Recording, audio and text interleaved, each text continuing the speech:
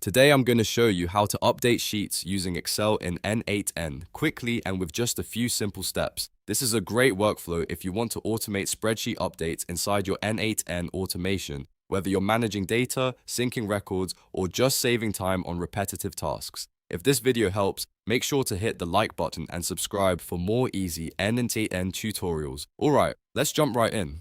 First, inside your n8n workflow, go to the Nodes panel. This is where you add the app or service you want to connect. In the search bar, type Microsoft Excel. Once it appears, select the Microsoft Excel node and add it to your workflow. This node is what allows you to work with your Excel files directly inside n8n. After you've added the node, the next step is to choose Update Sheets. This is the action that lets you modify an existing sheet instead of creating something new.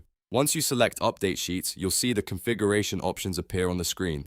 Now, it's time to configure the node by giving it the required details. Make sure you enter the right workbook or file, then choose the sheet you want to update.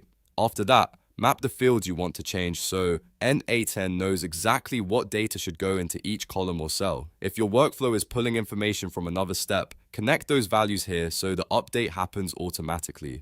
Double check your settings before running the workflow because the details you enter here determine exactly what gets updated in your Excel sheet. Once everything is configured correctly, save the node and test the workflow. If the setup is right, n8n will update the sheet in Excel using the values you provided. And that's it. You've now learned how to update sheets using Excel in n8n. If this video helped, don't forget to like, subscribe, and turn on notifications for more n8n automation tutorials.